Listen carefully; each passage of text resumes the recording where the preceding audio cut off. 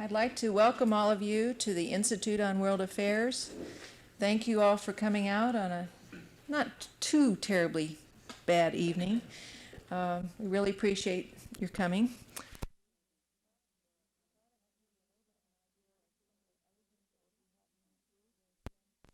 Thought I might give you a little bit of an idea of some of the other things that will be happening this week. Tomorrow we're going to be talking about the use of outer space. We have a film called Libra here in the Pioneer Room at noon. A lecture called The High Frontier by Dr. Gerard O'Neill at Princeton University at 8 in the Sunroom. On Wednesday, we'll be talking about the dynamics of international terrorism. At 12 noon, we'll have a film called Terrorism to Confront or Concede, and then a panel discussion following. Participating in that panel will be Dr. Brian Jenkins, members of the faculty here at ISU, and 2 international students.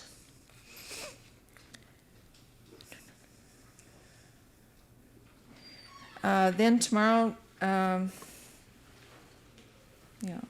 Wednesday evening, we'll be talking, Brian Jenkins will be talking again about the dynamics of international terrorism at 8 o'clock in the Sunroom. And then at 10:30 on WITV, Dimension 5, we'll be having an overview of the Institute, and Brian Jenkins will be available for that discussion, as well as a number of people from the university will be involved in that to present an overview of what's been going on this week. Thursday, December 7th, we'll be talking about poverty and affluence, and showing some films at 12 noon here in the Pioneer Room, and a discussion will follow that. 3900 million and one, a film depicting the food and population problem in India. And Casimiro, a film on the Aymara Indians of Bolivia. Water and Stones, talking about the efforts of an international agency to give aid in an underdeveloped area. And then Thursday evening at 8 o'clock here in the Sunroom, Francis Moore Lepay from the Institute for World and Development Policy will talk about why hunger in a world of plenty. On Friday, we'll be talking about the dilemmas of freedom. And the lecturers will be Consul General Alexander von Schmeling from the Federal Republic of Germany, and David Weisbrot, a professor at the University of Minnesota Law School. The 2 topics will be challenges of international terrorism and freedom and human rights in the foreseeable future. We invite all of you to come and participate. We think this will be a very exciting week. Now it gives me great pleasure to present Hazel Henderson to you. She is the co-director of a deliberately small think tank called the Princeton Center for Alternative Futures. She asks questions of people that other people have been afraid to ask, but you should see the results. It's really astounding. Hazel Henderson.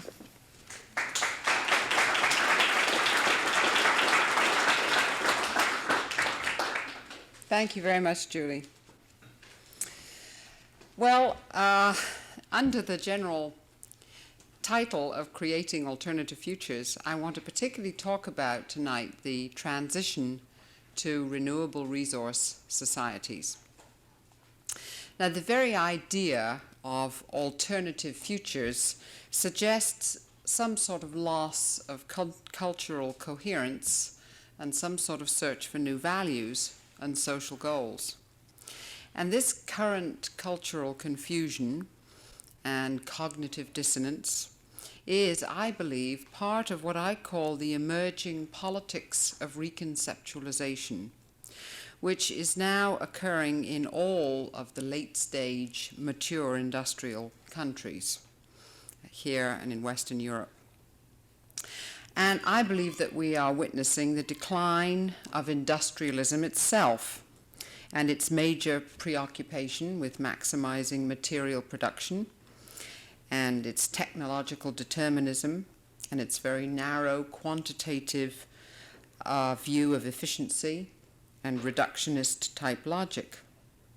Now, this particular worldview, which underlies all industrial societies, whether they're market-oriented as our own, or those that are centrally controlled and socialistic. And it's the same kind of worldview in both. And I believe that we can no longer see the kind of problems of industrial economies in terms of the 19th century ideologies of capitalism, socialism, and communism. We find the Soviet Union is facing lowered growth and environmental problems, while China suddenly now seems to be trying to follow a typical industrialization attempt. And at the same time, we see the already industrialized nations are colliding with energy and resource limits and this mysterious disease that their economists are unable to diagnose, stagflation.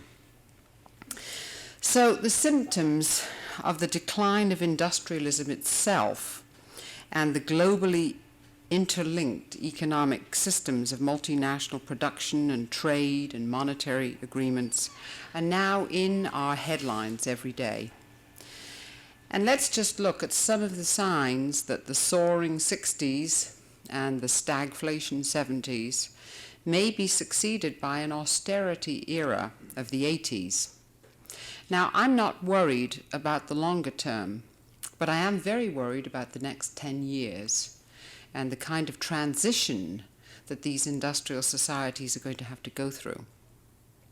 Some of the symptoms in the newspapers.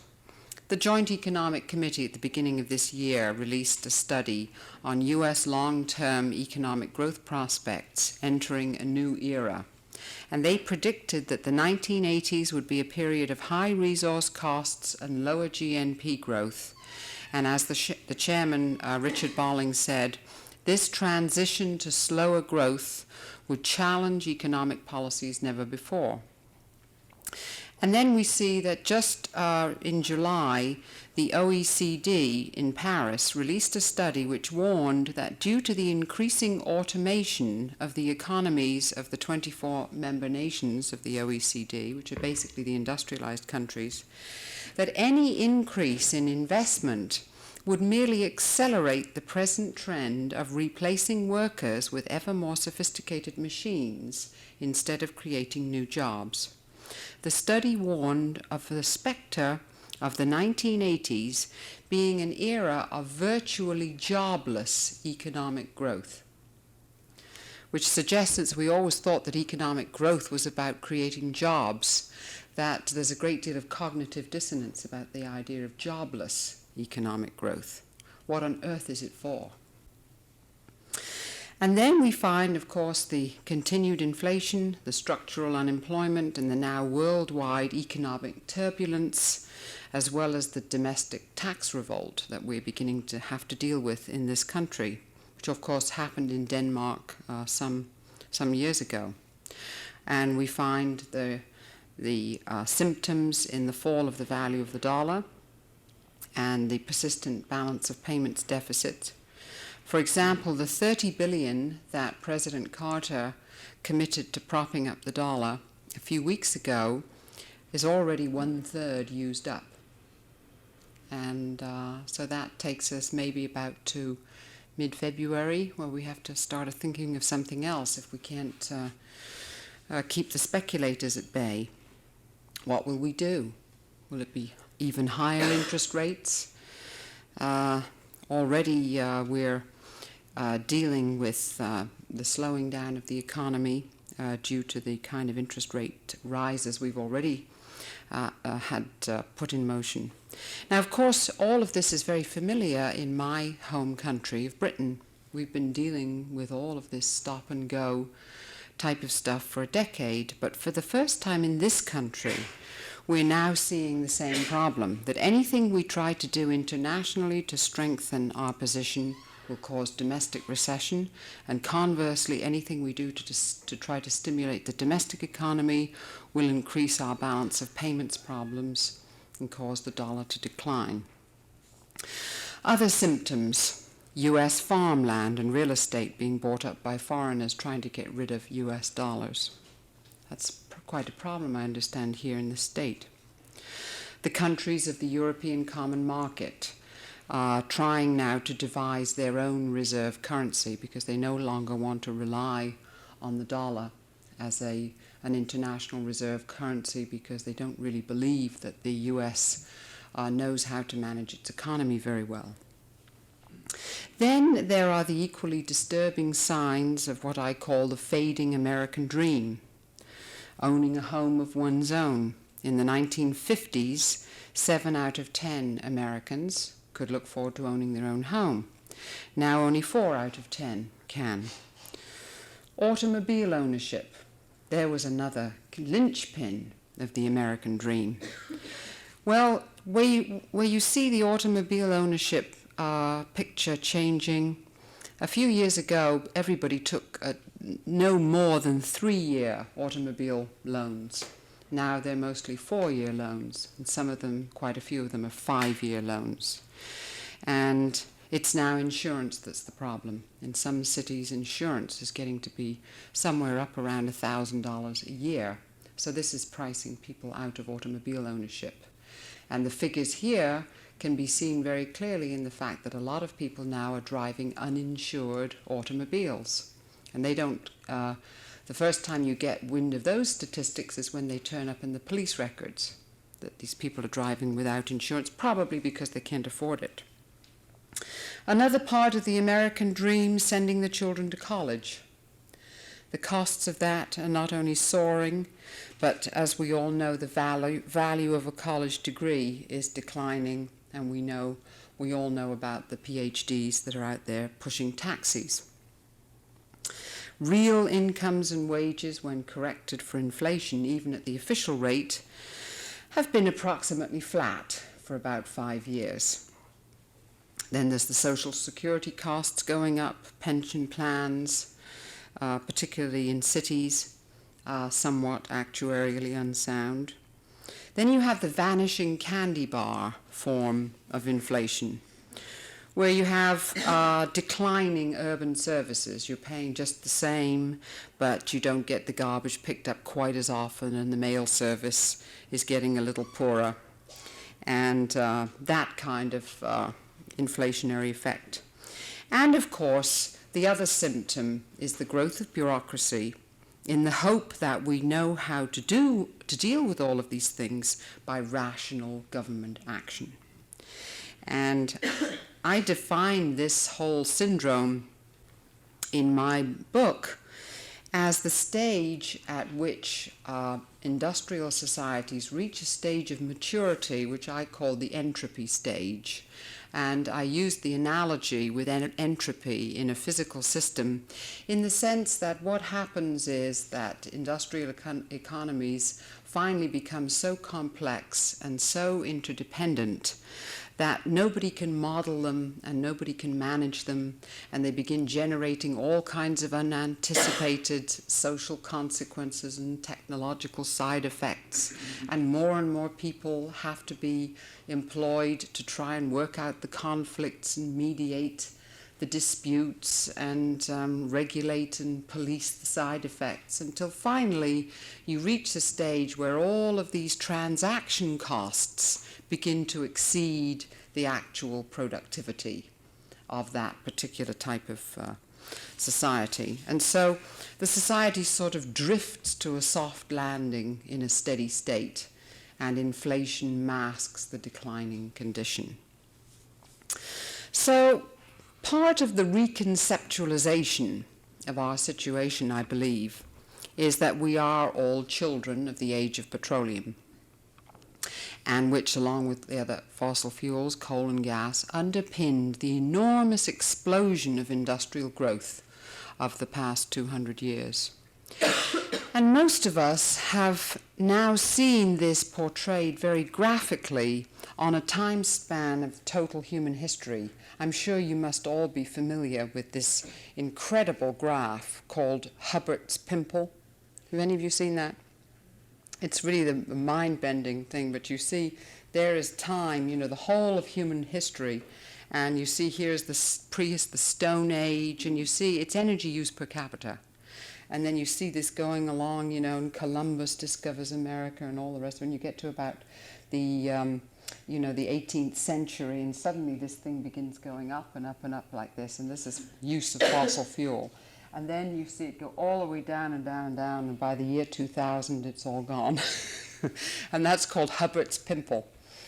And it's Hubbert is a petroleum geologist who worked for some of the big oil companies during the 50s and 60s and tried to tell them about the declining rate of new finds, and was really laughed out of court for a long time, but now an awful lot of people are paying attention to M. King Hubbert.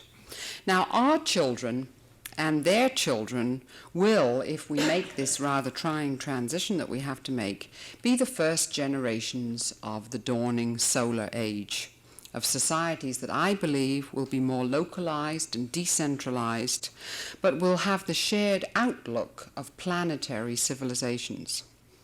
Or some people have put it, it won't be a global village, but it might be a globe of villages that all have the same understanding that we live on a little blue planet. Now, I would add that this globe of villages, if you want to use that image, would all be linked by enormously increased information sharing and idea exchanging, and we would have, I would imagine, tremendous growth of all kinds of multi-dimensional networks of freely associating people, knitting these societies in different learning and working patterns than we can really imagine today.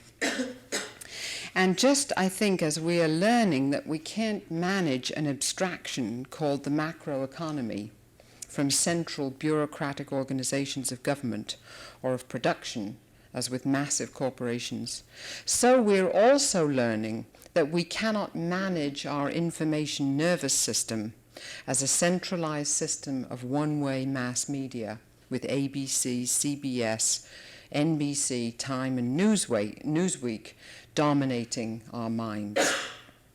We need to learn now how to modulate the signals and create local and interpersonal media where the information is appropriate to our local communities and our interactions with our neighbors and our region. And it's just as possible, it seems to me, to develop a correct picture of one's true situation on a little blue planet by developing a deeper sense of communion with one's own locality and its soil and its watersheds, vegetation, geology, and ecology, as it is to see pictures of the Earth relayed from the moon.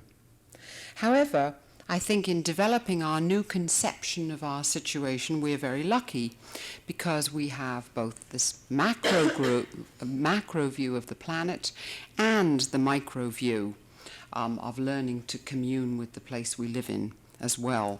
And we have to learn when to use both these modes and how to use them appropriately and to learn to mesh them in our minds. So now let's just take a little peek at the coming solar age and the challenges that we face near term if we're to reach this type of post-industrial society. Now, the term post-industrial, as it was used by Daniel Bell, he really meant that it would sort of be a continual trajectory growing out of the Industrial Revolution and very much based on more and more efficiency in the current way that we do things, so that everybody would end up be working in the knowledge sector and pushing paper and learning to play the harp and things like that. But it would be kind of a beautiful flower that would grow on the existing industrial society without too much change. I don't believe we're going to see that kind of post-industrial future. I believe we're going to see a change of direction rather than a straight line growing out of the existing configuration. So for a long time now, I have been going around asserting that the evolution of industrial societies would involve a shift from the simple sort of brute force meat axe technologies based on cheap and accessible resources and energy to a second generation of much more subtle and refined technologies grounded in a much deeper understanding of biological and ecological realities, and whether they involve more efficient use of the planet's daily solar income, passive architecture, solar and thermal and photovoltaics, water, wind power, ocean thermal systems, bioconversion of wastes, enhancing biomass productivity. All of these kind of technologies will require a much more sophisticated scientific knowledge of organic and ecological systems. And I think that post-industrial science will involve a shift in focus from hardware to software. In other words, we're going to have to think much harder and more systematically before we act. And it won't be just a matter of retooling the world around us, as we've been used to doing in the past, but examining ourselves, our values, our motives, our culture, and this will be the kind of shift that I would expect. I don't think we will confuse momentum with progress quite as much as we do today. I would expect that in this kind of a future society, a problem of production would no longer automatically conjure up instant visions of a factory or a machine or any hardware at all. Instead, we might much more carefully model the problem in its larger social and ecological dimensions, define it and redefine it, review all kinds of diverse options, scan ecological systems for signs of productive potential that we might tap or augment before we commit any investments. And as we're learning from biological sciences, there are substitutable ways of meeting human needs of which we have hardly dreamed, whether to replace petrochemicals or fossil hydrocarbons or minerals. For example, I was just amazed to find that plants concentrate 5 billion metric tons of minerals annually in their root systems, which is 5 times the production of all human mining operations. I found that rather humbling. So today, we see an emerging post-industrial renewable resource type society in many of these industrial countries, very rudimentary, but there. As you know, in this country, we are already, the administration is already saying that 32% of all US energy needs can be met by solar energy by the year 2000. And that the solar energy industry in this country will be worth $2 billion by 1985. And so these societies are growing in the midst of the unsustainable older society.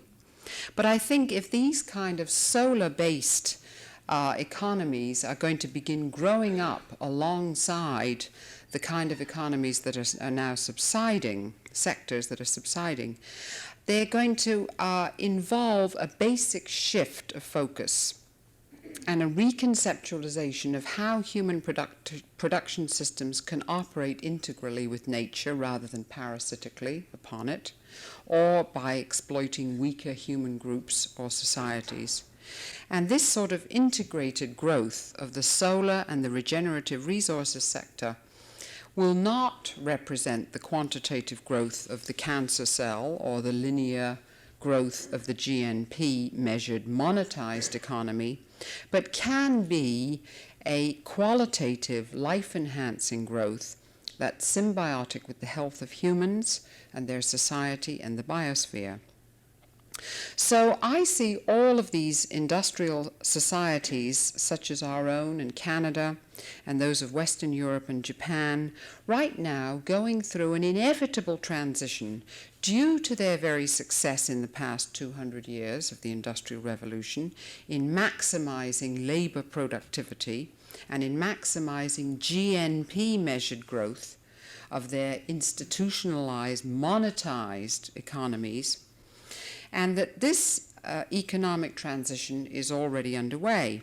And it involves the inevitable shift from economies that maximize the rates of production and consumption based on non-renewable resources to economies that minimize wasteful rates of throughput of energy and materials and will be based on renewable resources and managed for sustained yield, long-term productivity.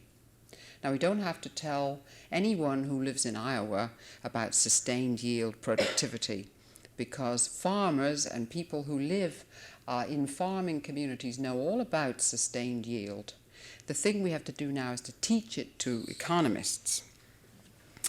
So the symptoms of this sort of transition are the increasing rates of inflation and the structural unemployment and the failure of macroeconomic management and, of course, the tax revolt. Now, this transition we are experiencing really as marking the end of the age of Keynes.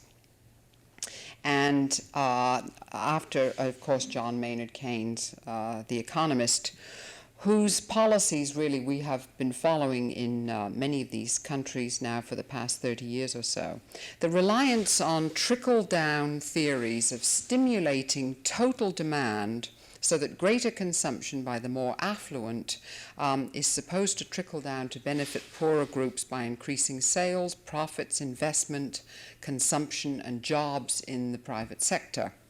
And of course, if more workers got automated out of the private sector, or if private consumer demand faltered, there was always public works pump priming and easy credit to fill the gap, while government employment and local and state and federal has become the employer of last resort. Now, all this works out quite well when, with almost unnoticeable rates of inflation, as long as cheap, abundant energy and resources could be imported from other countries and from our own rich supplies. However, now we find in an age of higher global expectations and understandable demand from resource-rich, less developed countries for a new international economic order, that these cheap resources are going to be denied to all of these newly vulnerable industrial countries. They know now that we are not only energy junkies, but we're resource junkies. And for the first time, they've got a card to negotiate with us. So I think all these industrial countries will face this unavoidable period of retrenchment as they gear down their now excessive energy and resource intensity, which is a very difficult thing to do because it means writing off a lot of old investment and a lot of new investment that has to be made rather quickly.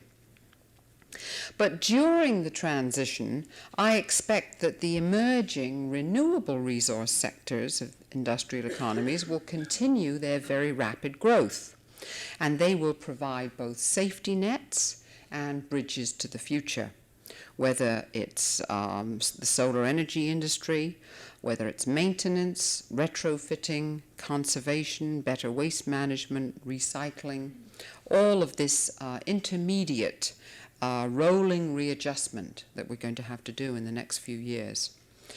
And similarly, what I call the emerging counter-economy will also flourish. And this is based on the newly localized and regionalized efficiencies of scale, which are dictated by higher energy prices. You know, it doesn't make any sense anymore to ship an awful lot of things back and forth across the country. And so local bakers and local produce and all kinds of localized activities become competitive again when transportation energy reaches a certain cost. This counter-economy is the inevitable outgrowth of the exhaustion of the logic and the possibilities of maximizing the institutionalized economy, the competitive, monetized market economy, which is measured by the GNP.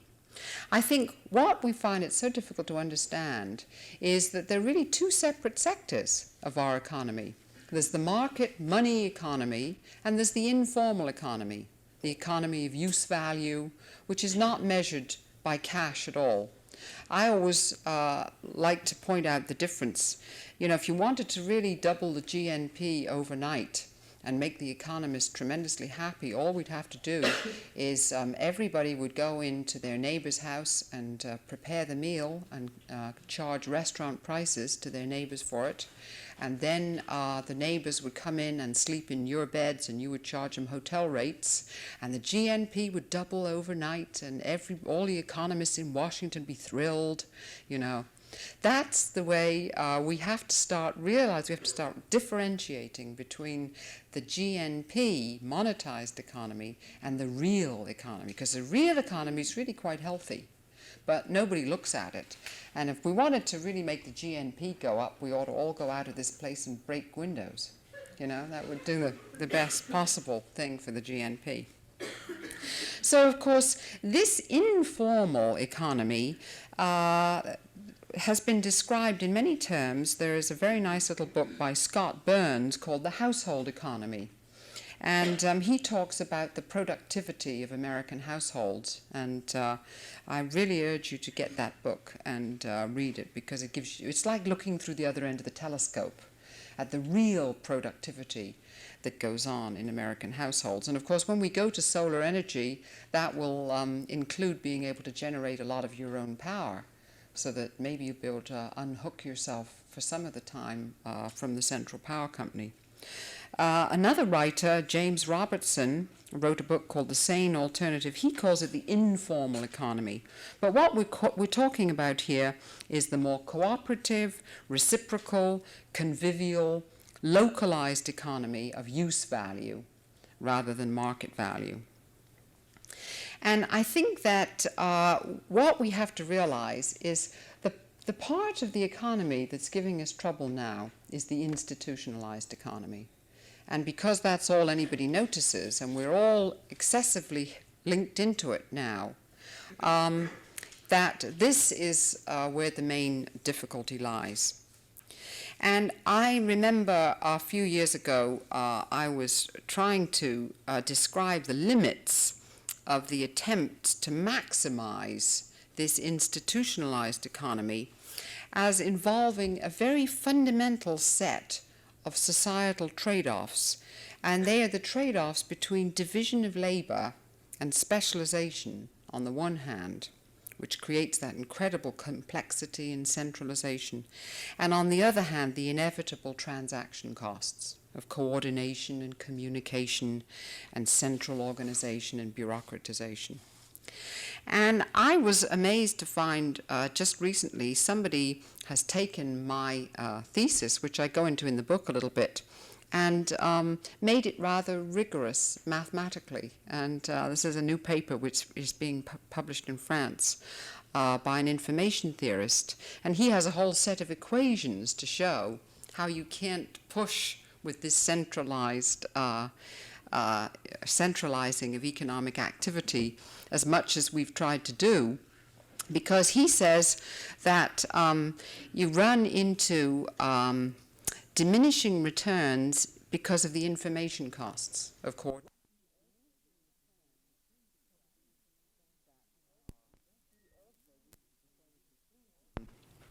That he also reaches the same conclusion, that industrial economies, when they reach a certain limit of centralized capital-intensive production, will have to shift direction to a more decentralized production technologies, decentralized economic activities and political configurations, and use more laterally linked information networks, because this becomes the only way to overcome these severe information bottlenecks that develop in these sort of excessively hierarchical and bureaucratized institutions. So I call this change of direction a scenario of spontaneous devolution, where citizens are simply beginning to recall the power formerly delegated to politicians, administrators, and bureaucrats. Well, they were quite happy to delegate it on the upside of that curve. They were doing everything just right. and also to recall some of the power they delegated to business leaders to make far-ranging economic and production and technological decisions. And the growth that you see today in all of these industrial countries of citizen movements for consumer and environmental protection, for corporate and government accountability, for human rights and social justice, tax revolt, the drive for worker self-management, the growth of the human potential movement, self-care, self-help, holistic health, demands for humanly scaled, small is beautiful technologies, the alternative lifestyle people, the rise of ethnic pride, and the demands for autonomy being made by indigenous ethnic peoples, they're all part of this spontaneous devolution of old, unsustainable hierarchical structures. And I've got quite a few statistics on the extent of this kind of breaking away from these institutionalized structures. I think one of the most famous reports was done by the Stanford Research Institute a couple of years ago that said between 4 and 5 million Americans had opted to drop out of the rat race and had reduced their cash incomes and were trying to rearrange their lives around more psychic satisfaction and simpler lifestyles. 34 million people now belong to credit unions. The numbers of people are 60% of the $31 billion that was spent by home repair industry, that was the sales of the home repair industry, was people doing fix-ups, doing their own do-it-yourself fix-ups of their own property.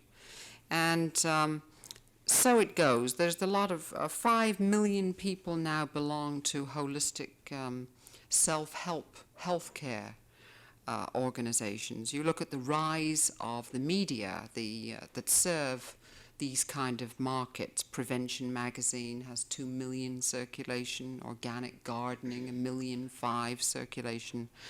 There's a very interesting little publishing effort used to be called the Alternative Christmas Catalog, which is booming, where people can buy psychic gifts for each other at Christmas instead of buying junky material things.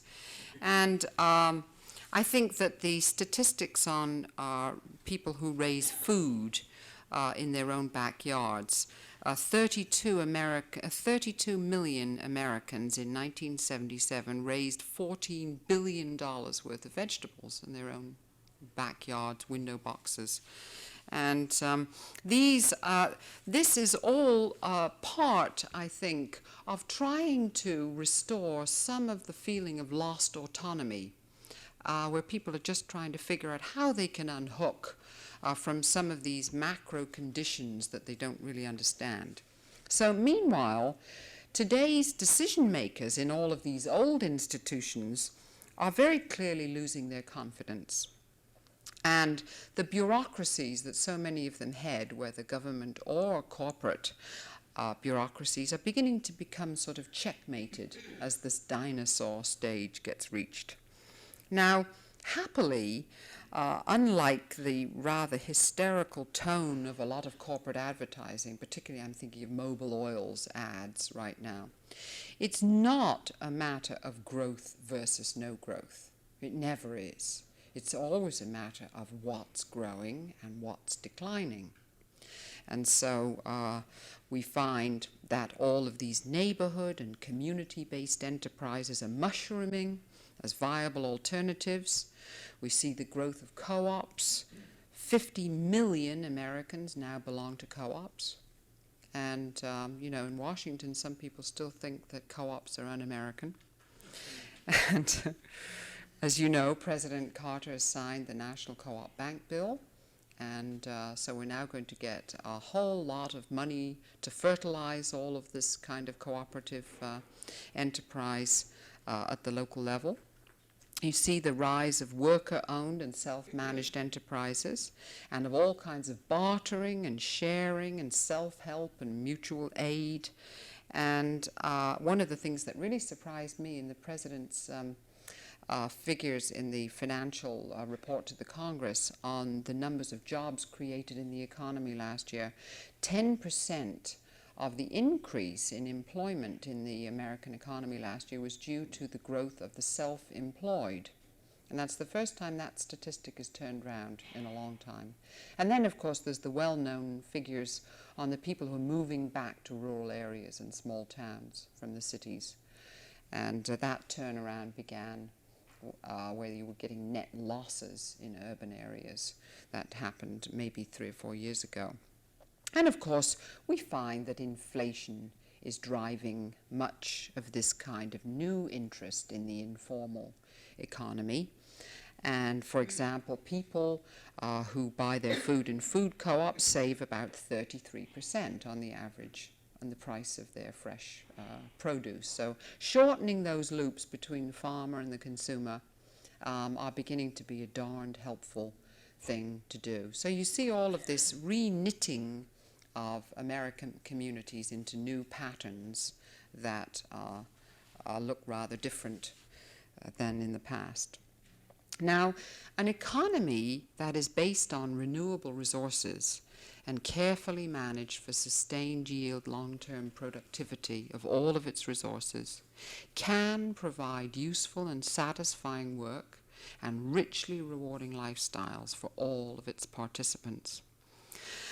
But it simply cannot provide support for enormous pyramided capital structures, huge overheads, large pay differentials, windfall return on investments, capital gains to investors, nor can it finance the overblown executive stock options or some of the already extended pension liabilities, the huge office buildings, the corporate jet aircraft, the country club memberships, the art collections, and all of those perks that were subsidized in the receding era by cheap fossil fuels and resources. And all of this overhead, of course, was masked by the convenient economic theories of externalizing costs, where you simply passed on the cost you didn't want to account for in your own balance sheet and your own prices. You passed them on to the taxpayers, onto society at large, hid them in the environment, or passed them on to future generations. And of course now that's not possible anymore. A lot of social bills are coming due right now. This is, of course, one of the reasons why the quote productivity figures are quote declining. We simply overstated productivity for an awful long time. I have a paper on that if any of you are interested in some of the reasoning that I use. So, nor would I say can these renewable resource-based economies sustain massive nuclear arsenals and permanent war economies or costly space adventures. And I feel a little intimidated being in this room. So, I believe that in the transition, we will simply have to stretch capital and energy and resources further, cutting the percentage of waste from our energy systems and combining our precious capital with more productive people in smaller and flatter structured enterprises that can liberate human initiative and energy. So the question always arises, what about world competition? But we have to remember that all industrialized societies, both market-oriented and the socialist ones, are experiencing similar stresses. And the USA is among the richest and the most wasteful, and so is in the most advantageous position to cut out flab without cutting into muscle. Now, the flab that everybody talks about is, in a nutshell, institutional overhead. And I don't just mean the overgrowth of government bureaucracy, although that's a good whipping boy right now, but also overgrown corporate bureaucracies and centralized corporate structures.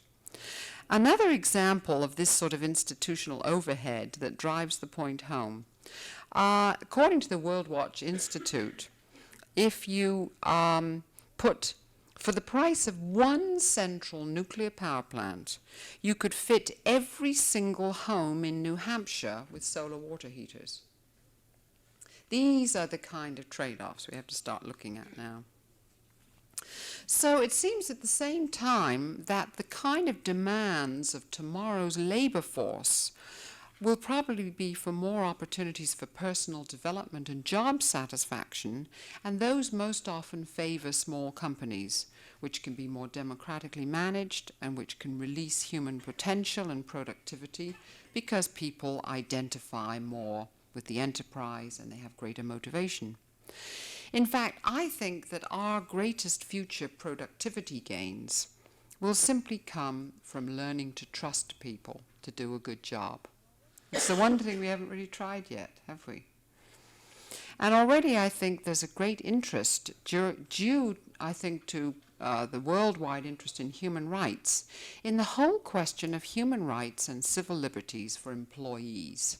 There's a new book out on this written by David Ewing, who's an editor of the Harvard Business Review, called Freedom Inside the Organization. And he is putting forth a basic charter of human rights for employees, for heaven's sakes. Why should democracy stop at the plant gate? And I think that this is a whole area where human and motivation can be liberated. Now, all of this is not to say that large corporations are going to fade away, because they will not. We're still going to need to pour steel and aluminum and maintain telephone systems and electrical grids. But I think some of these systems, we might agree, have reached an optimal size already. And the growth of the newer sectors of the economy may better satisfy new needs in wholly new ways for which these old corporations and their existing technological configurations are just quite unsuitable. Now, it's very hard for them. They're all going through these awful identity crises. I keep talking to, at least when I talk to corporate people, I talk about the problems of being a growth-dependent organization. There's an awful lot of corporations out there that are growth-dependent organizations, and they're just fit to be tied. They just don't know quite how they're going to wind down. But some of them are beginning to face up to it. So I think that the function really of so much of the consumer activity and the alternative lifestyle and the conserver type movements is really becoming crucial now, because these kind of citizen movements are playing a vital role in challenging the overgrown and the obsolescent companies and industries. And this means that consumers really are now having to get into the business of educating management. And most corporate leaders, of course, were acculturated during the age of petroleum, and they haven't yet grasped the fact that the socio-economic transition to the solar age is going to require an entire shift in economics. And this shift is going to involve replacing the linear, static logic of market equilibrium economics with a much more realistic general systems view of the larger social and ecological contexts of management's decisions. And the most fatal flaw, of course, of the traditional flat earth economics is that it involves the assumptions of this lovely equilibrating economic system, such as probably actually existed during the time of Adam Smith, where you had all these small producers and small consumers meeting each other in the marketplace, and everybody had equal power and equal information. That's a pretty good way to allocate resources if you actually have that kind of market conditions. But it probably only exists today in the babysitter market. And so it doesn't work too well to run the whole economy that way.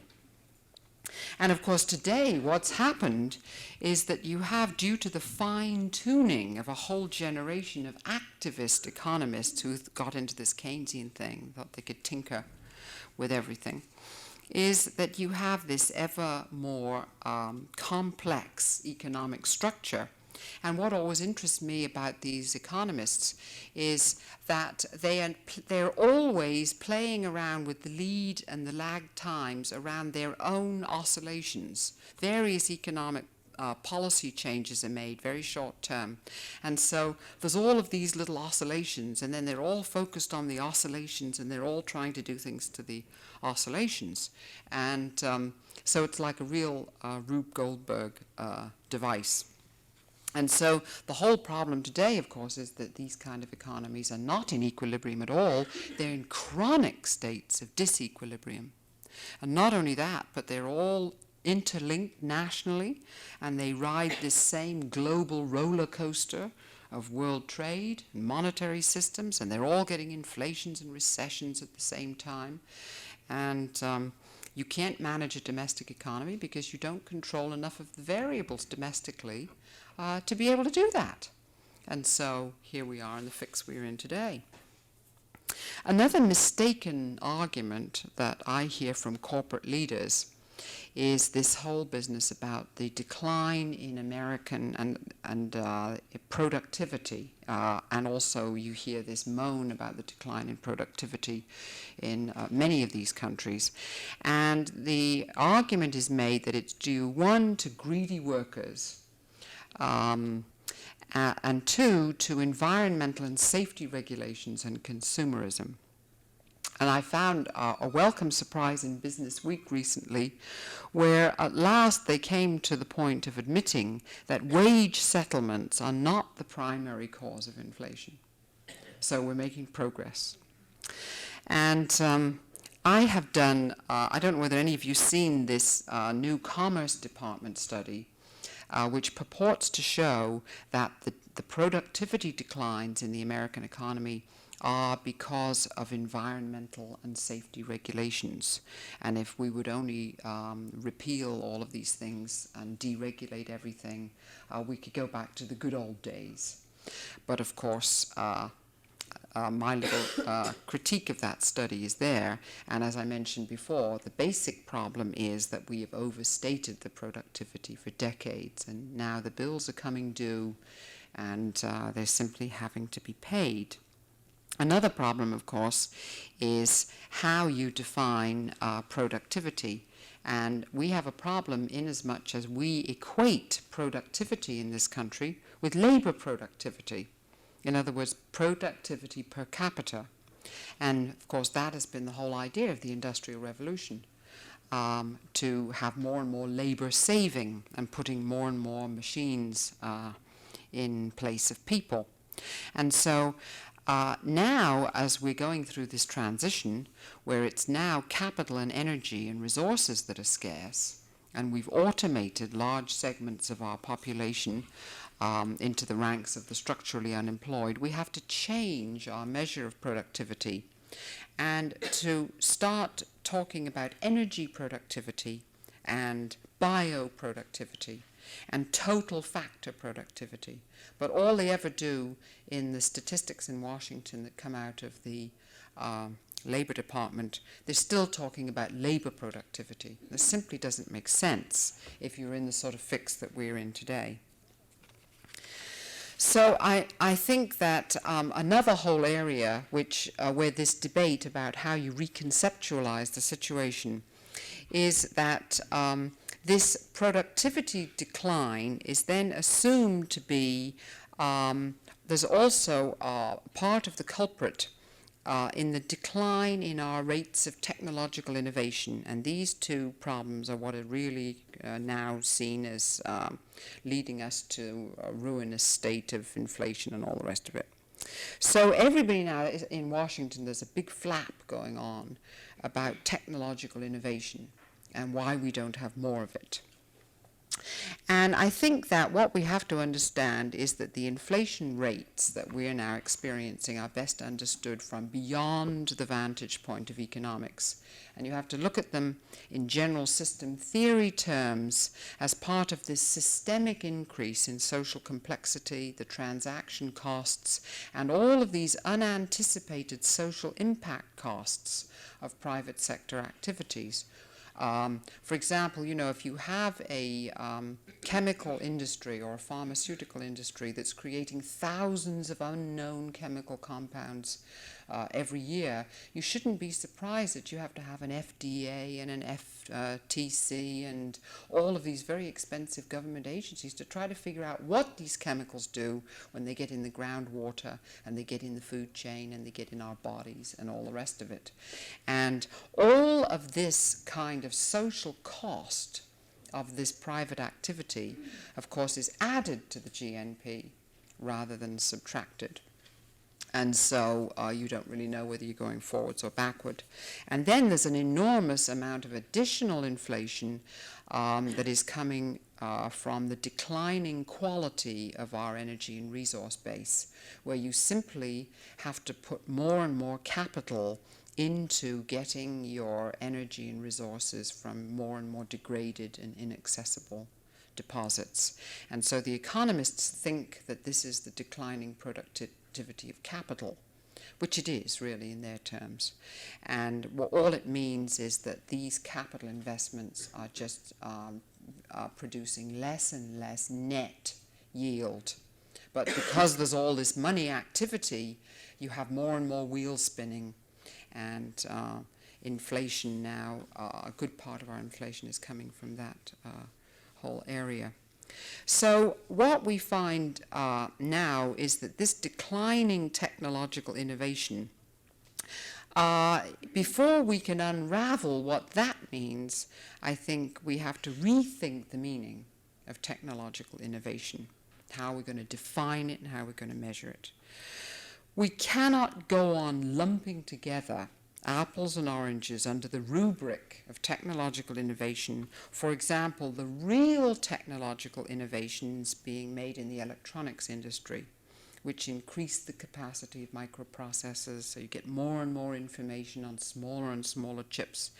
And you cannot equate that kind of real productivity with the introduction of a new cigarette brand, or patent medicine, or cereal, or hair shampoo. And yet in the figures, they're all considered innovation. Now, have you ever heard of anything so silly? And so we have to remember that some technological innovations have value and add to our wealth, like the microprocessor, and others are best described as ILF, such as the junk phone call, over-sugared cereals, cigarettes. Everybody has their favorite. And also, of course, that many of our technological innovations create these unanticipated social costs and impacts. They create or destroy jobs. They cause population shifts. They create health problems that sometimes don't show up for many, many years. I believe you've got that sort of a problem with a chemical dump here in Iowa, in St. Charles. That's something that the EPA just... Now, so you find a perfect example of technological innovation that everybody should be excited about, that I just came across, is a big breakthrough they just had in Las Vegas. They have put up, or they're in the process of putting up, a completely automated casino, untouched by human labor. There'll be no croupiers, no waiters, no waitresses, nobody running the projection machines and the movie houses. Isn't that a wonderful technological innovation? So, you see, if we can't start sorting out what these concepts mean, I'm afraid we're not going to get very far. So I think that today we find citizens and environmentalists and consumers and activists of all kinds are accepting the responsibility of re-educating the flat earth economists and trying to make them understand that the problem we have now is, that we really need the economists to recycle themselves. And so just to finish, because I think I'm talking too long, we find that this whole old economic paradigm is making life very difficult in terms of shifting our energy system to a renewable resource base.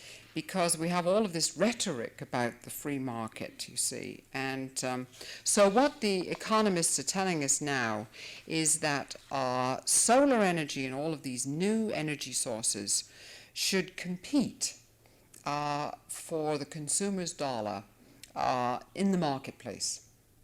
And yet we find that according to a study done a few months ago by the Patel Institute, which analyzed the federal incentives that have stimulated all of the old type of energy production, that in the past 10 years or so, the American taxpayer has underwritten nuclear, coal, oil, and gas to the tune of about $134 billion.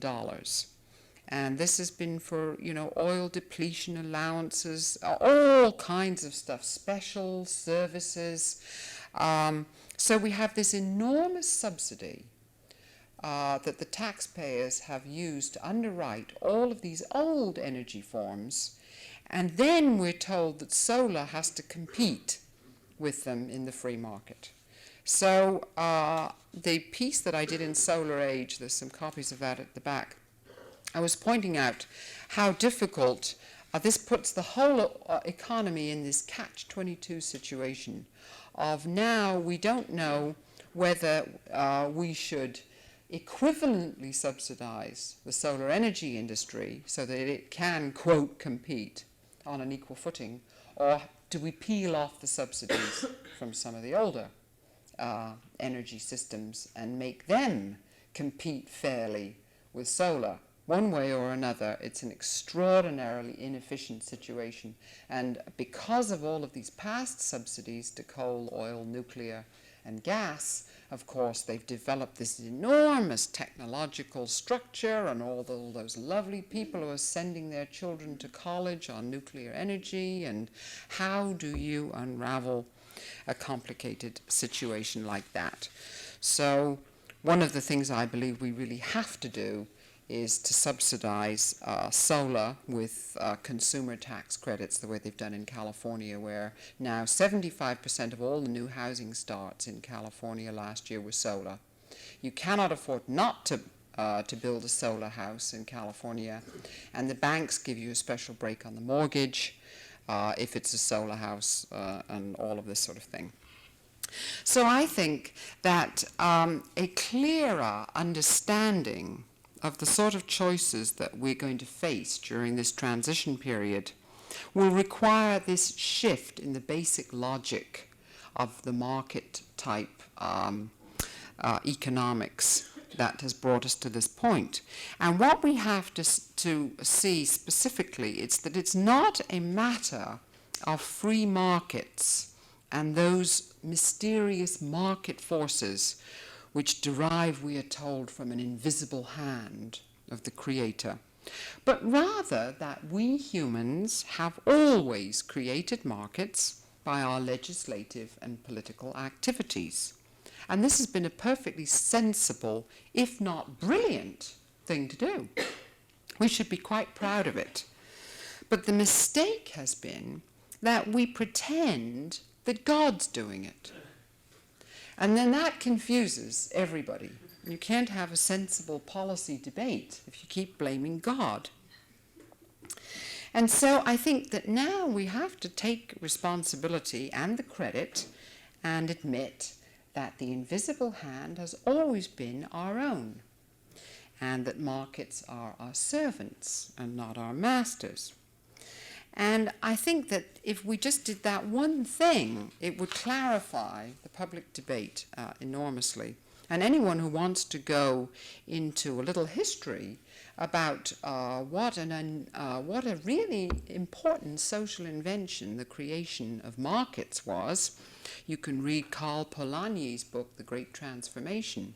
And he points out in that book that markets are, in the course of human history, a very, almost an aberration, and that most societies in human history have used other forms of resource allocation, such as reciprocity and redistribution.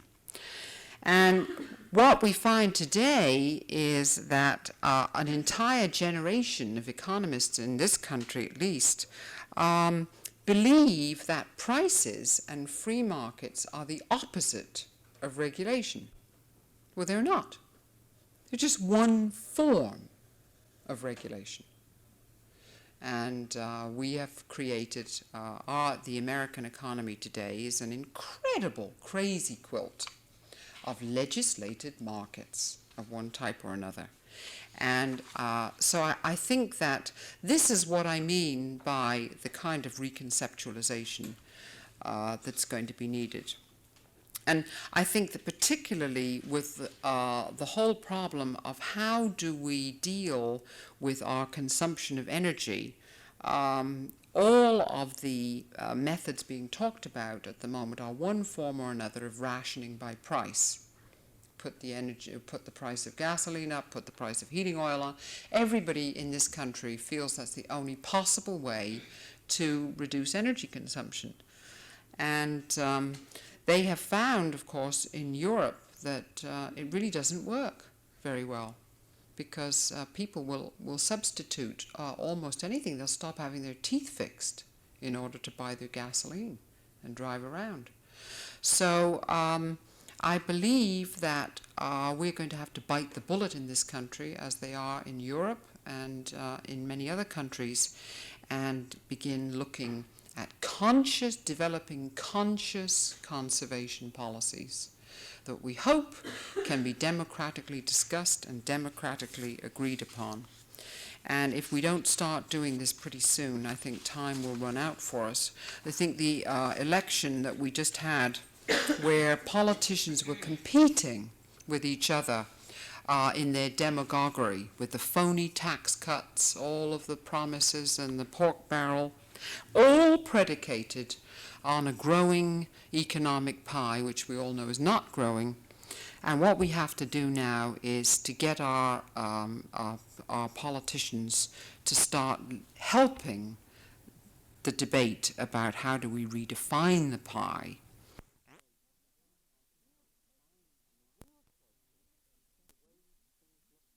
And the real choices, the way things look to me, are recession, which is the economist's favorite, inflation, which the politicians prefer, or not demand management in the old Keynesian way, where you simply cranked up the price of interest and turned off the money supply, but selective demand reduction by consciously debated and discussed conservation.